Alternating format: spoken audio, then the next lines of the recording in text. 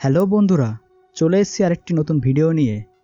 আজকে এক্সপ্লেন করব 2024 সালে রিলিজ হওয়া একটি ইতালিয়ান হরর মুভি ইম্যাকুলেট, যার অর্থ নিষ্পাপ বা পবিত্র।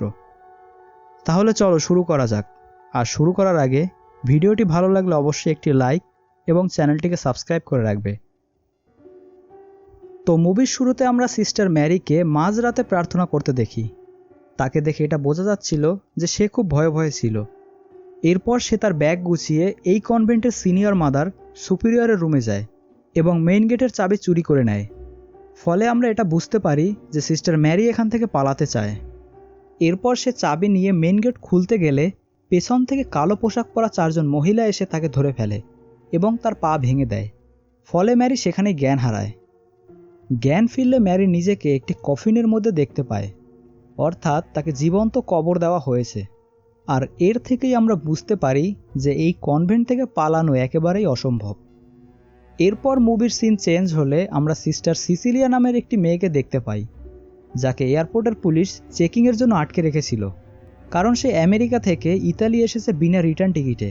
আর তাকে এই টিকিটটি পাঠানো হয়েছিল এখানকারই একটি কনভেন্ট থেকে। এরপর সেখানে ডিকন নামের একজন লোক এসে সিসিলিয়াকে সেই কনভেন্টে নিয়ে যায়। আর এটাই হলো মুভির শুরুতে দেখানো সেই কনভেন্ট। সিসিলিয়া কনভেন্টে প্রবেশ করলে মাদার সুপিরিয়র তাকে দেখে খুব খুশি হয় এবং বলে, আমরা তোমার জন্যই অপেক্ষা করছিলাম। এরপর পাশে থাকা সিস্টার ইসাবেল সিসিলিয়াকে তার রুমে নিয়ে যায় এবং সেখানকার সমস্ত নিয়মকানুনগুলো বলতে থাকে। এখানে আমরা দেখতে পাই সিসিলিয়ার আগমনে ইসাবেল খুব একটা খুশি ছিল না। ইসাবেল তাকে ভয় দেখানোর চেষ্টা করে যাতে সে এখানে থাকতে রাজি না হয়। ইসাবেল বলে, আমাদেরকে এখানে খুব কঠোর পরিশ্রম করতে হয়, বৃদ্ধানন্দের দেখাশোনা করতে হয়। এছাড়াও এই কনভেন্টটি সেন্ট স্টিফেনের কবরের উপর তৈরি, আর সেখানে যাওয়া একেবারেই নিষেধ। যা শুনে সিসিলিয়া একটু ঘাবড়ে যায়। ইসাবেল সিসিলিয়ার আগমনে কেন খুশি ছিল না তা হয়তো আমরা পরবর্তীতে জানতে পারব। এরপর সিস্টার গোয়েনের সাথে সিসিলিয়ার পরিচয় হয় এবং তাদের মধ্যে খুব ভালো সম্পর্ক তৈরি হয়। আর এখানেই আমরা জানতে পারি সিসিলিয়া আমেরিকাতে একটি চার্চে কাজ করত, কিন্তু কোনো এক কারণে সেটি বন্ধ হয়ে যাওয়ায় তাকে এখানে ডাকা হয়। এরপর গোয়েন বলে, তুমি তাড়াতাড়ি রেডি হয়ে চলে আসো, কারণ নান হওয়ার জন্য তোমাকে আগে শপথ গ্রহণ করতে হবে। সিসিলিয়া খুব এক্সাইটেড ছিল, তাই সে তাড়াতাড়ি নানের পোশাক পরে রেডি হয়।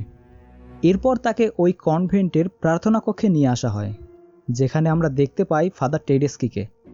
আর এনার জন্যই সিসিলিয়া এই কনভেন্টে আসতে পেরেছিল। এছাড়াও সেখানে উপস্থিত ছিলেন এখানকার সিনিয়র ফাদার ফ্রাঙ্কো মেরোলা। শপথ গ্রহণ শেষে ফাদার টেডেস্কি এবং সিসিলিয়া তাদের ব্যক্তিগত জীবন নিয়ে কথা বলছিল। ফাদার তখন বলে, আমি এখানে আসার আগে ফাদার ছিলাম না, আমি ছিলাম একজন সায়েন্টিস্ট। এখানে আসার পর আমি ফাদার হয়েছি। ফাদার তখন সিসিলিয়াকে জিজ্ঞেস করে, নান হতে পেরে তোমার কেমন লাগছে?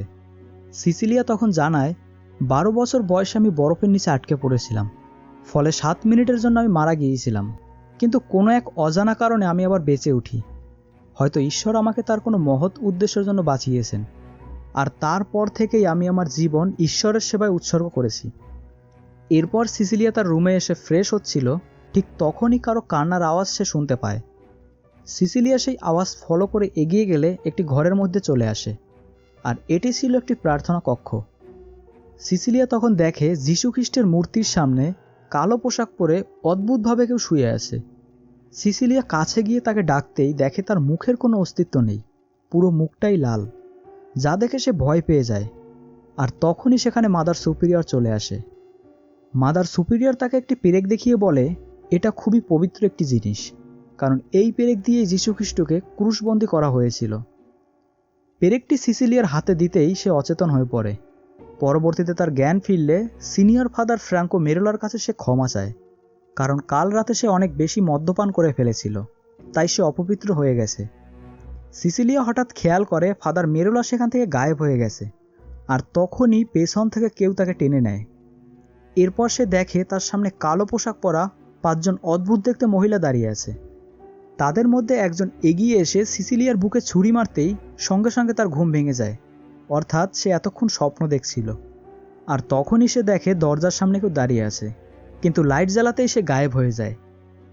পরদিন সিসিলিয়া বাকি সিস্টারদের সাথে মিলে কনভেন্টের বৃদ্ধ নানদের দেখাশোনা করে এবং সেখানকার নিয়মকানুনগুলো একে একে শিখতে থাকে।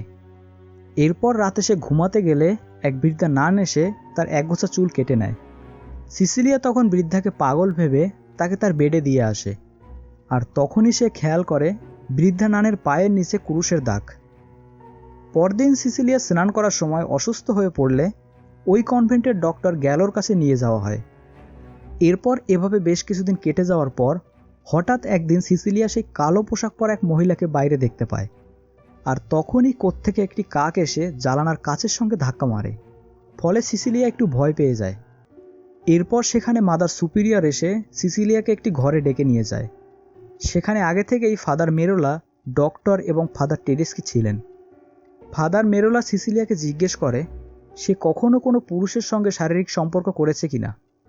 এটা শুনে সে খুব অবাক হয়ে যায় এবং জানায়, আমি কখনোই এই ধরনের কাজ করিনি। পরবর্তীতে সিসিলিয়াকে পরীক্ষা করে জানা যায় সে প্রেগনেন্ট। কিন্তু কোনো পুরুষের সঙ্গে শারীরিক সম্পর্কে লিপ্ত না হলে এটা কিভাবে সম্ভব? সবাই এটাকে অলৌকিক ঘটনা বলে মনে করে। তারা মনে করে এর জন্যই হয়তো ঈশ্বর তাকে বাঁচিয়েছিলেন, আর এই বাচ্চাটিই হবে আমাদের রক্ষাকর্তা। এরপর থেকে ওই কনভেন্টে সিসিলিয়াকে সবাই খুব যত্ন এবং সম্মান করে, কারণ তারা মনে করে ঈশ্বর হয়তো তার মাধ্যমেই আবারও জন্ম নেবেন। কিন্তু সবাই খুশি হলেও তাদের মধ্যে ইজাবেল খুশি ছিল না। পরদিন সিসিলিয়া স্নান করার সময় পেছন থেকে ইজাবেল এসে তার গলা চেপে ধরে এবং জলে ডুবিয়ে মারার চেষ্টা করে, কারণ সিসিলিয়া এখন যে সম্মান পাচ্ছে তা ইজাবেল পেতে চেয়েছিল। কিন্তু সিসিলিয়া তার পথের কাঁটা হয়ে দাঁড়িয়েছে, তাই সে তাকে মারতে চায়। এরপর সেখানে কয়েকজন নান চলে আসে এবং ইজাবেলকে ধরে নিয়ে যায়। এই ঘটনার পর আবারও সিসিলিয়াকে চেক আপ করা হয় তার বাচ্চা ঠিক আছে কিনা জানার জন্য। তখন ডাক্তার জানায় বাচ্চার কোনো ক্ষতি হয়নি, সে সুস্থ আছে। কিন্তু সিসিলিয়া শারীরিকভাবে অনেক দুর্বল। সিসিলিয়া বলে, আমি হসপিটালে গিয়ে চেক আপ করাতে চাই। এই ডাক্তার আমার একদমই পছন্দ না। তখন ফাদার টেডেস্কি তাকে বোঝায় যে এই অবস্থায় হসপিটালে গেলে সবাই ব্যাপারটা জেনে যাবে। এছাড়া ইনিও খুব ভালো ডাক্তার, তাই ভয় পাওয়ার কোনো কারণ নেই। এরপর সিসিলিয়া দেখে ইজাবেল ছাদ থেকে পড়ে আত্মহত্যা করেছে। কিন্তু তার মনে সন্দেহ জাগে, ইজাবেল কি আদৌ আত্মহত্যা করেছে নাকি তাকে মেরে ফেলা হয়েছে? কারণ কিছুক্ষণ আগেই তো ইজাবেল তাকে মারতে চেয়েছিল, তাহলে এখন কেন সে নিজে থেকেই আত্মহত্যা করবে? গোয়েনের কাছে পুরো ব্যাপারটা সন্দেহজনক মনে হয়। সে বুঝতে পারে এই কনভেন্টে কিছু একটা রহস্য রয়েছে, কেননা কোনো মেয়ে তো আর এমনি এমনি প্রেগনেন্ট হতে পারে না। এছাড়া ইজাবেলের মৃত্যুও স্বাভাবিক ছিল না। গোয়েনের এই কথাগুলো কনভেন্টে থাকা বাকি সিস্টারদের বলতে গেলে টেডেস্কি তাকে জোর করে ধরে নিয়ে যায়। আর এই ঘটনার ফলে সিসিলিয়ার সন্দেহ আরও জোরালো হয়। রাতের রুমে বসে সিসিলিয়া এসবই ভাবছিল, তখন হঠাৎ দেওয়ালে টাঙানো একটি ছবি খুলে যায়। ফলে তার পেছনে থাকা কিছু লেখা সে দেখতে পায়। আর এগুলো মুভির শুরুতে সিস্টার ম্যারি কনভেন্ট থেকে পালিয়ে যাওয়ার সময় লিখে রেখে গিয়েছিল, তাদেরকে সাবধান করার জন্য। এরপর সিসিলিয়া গোয়েনের সাথে এই বিষয় নিয়ে কথা বলতে গেলে দেখে গোয়েন তার রুমে নেই। গোয়েনকে কিছুক্ষণ খোঁজার পর হঠাৎ সে কারো চিৎকার শুনতে পায়। সিসিলিয়া সেখানে গেলে দেখে গোয়েনকে একটি চেয়ারের সঙ্গে বেঁধে রাখা হয়েছে, আর তার পাশে সেই কালো পোশাক পরা মহিলাগুলো দাঁড়িয়ে রয়েছে।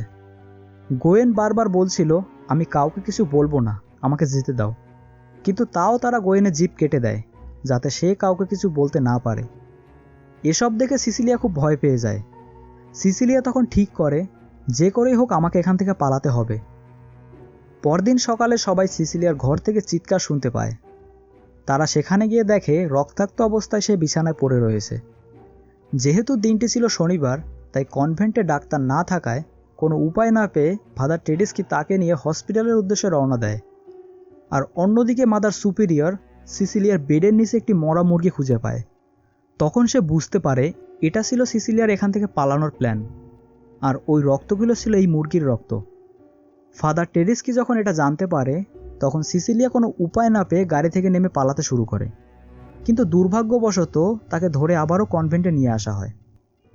এরপর তাকে একটি চেয়ারের সাথে আটকে রাখা হয়, যাতে সে আর কোনোভাবেই পালাতে না পারে। এবার ফাদার টেডেস্কি জানায় তার আসল উদ্দেশ্য কী ছিল।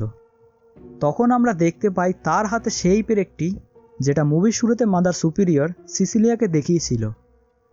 টেডেস্কি বলে, আমি এই পেরেকটিতে যীশুখ্রিস্টের রক্তের এবং হাড়ের ডিএনএ পেয়েছি, আর এটা নিয়েই আমি বিগত 20 বছর ধরে এক্সপেরিমেন্ট করছি। এই ডিএনএ থেকে শুক্রাণু তৈরি করে অনেক মেয়ের শরীরে প্রবেশ করিয়েছি, কারণ আমার ধারণা এভাবেই আমাদের প্রভু যিশুর পুনর্জন্ম হবে।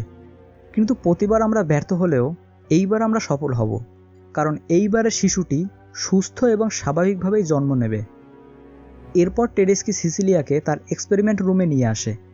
এখানে এনে সিসিলিয়ার পায়ের নিচে গরম কুরুশ দিয়ে খোদাই করা হয়, যেমনটা আমরা দেখেছিলাম সেই বৃদ্ধা নানের পায়ে। এর মানে ওই সমস্ত নানের সাথেও টেডেস্কি একই এক্সপেরিমেন্ট করেছিল। পরবর্তীতে সিসিলিয়াকে একটি রুমে আটকে রাখা হয়। সে বুঝতে পারে এই কনভেন্টের নানদের দেখাশোনার নাম করে তাদের উপর এক্সপেরিমেন্ট করা হয়। এরপর একদিন ডাক্তার সিসিলিয়ার চেক আপ করছিল, তখন সেখানে মাদার সুপিরিয়রও উপস্থিত ছিলেন। ডাক্তার জানায় যে কোনো সময় তার ডেলিভারি হতে পারে। এরপর ডাক্তার চলে গেলে সিসিলিয়া একটি ভারী ক্রুশ দিয়ে মাদার সুপিরিয়রের মাথায় আঘাত করে এবং তাকে মেরে ফেলে। পরবর্তীতে সে এখানকার সিনিয়র ফাদার মেরোলাকেও মেরে ফেলে। তাদের দুজনকে মারার পর সিসিলিয়া এবার ফাদার টেডেস্কির ল্যাবে যায়। ল্যাবটিকে পুড়িয়ে ফেলতে যাবে, তখনই সেখানে ফাদার চলে আসে। ফাদার তখন বলে, এসব করে কোনো লাভ হবে না, তুমি মারা গেলে আমরা আবার অন্য একটি মেয়েকে খুঁজে বের করব এবং তার উপর এক্সপেরিমেন্ট করব। এসব বলতে বলতে ফাদার তাকে ধরে ফেলে। সিসিলিয়া কোনোভাবে নিজেকে তার থেকে বাঁচিয়ে বাইরে এসে ল্যাবে আগুন ধরিয়ে দেয়, ফলে ফাদার টেডেস্কি আগুনে পুড়ে যায়। কিন্তু আগুনে পুড়লেও ফাদার তখনও মারা যায়নি।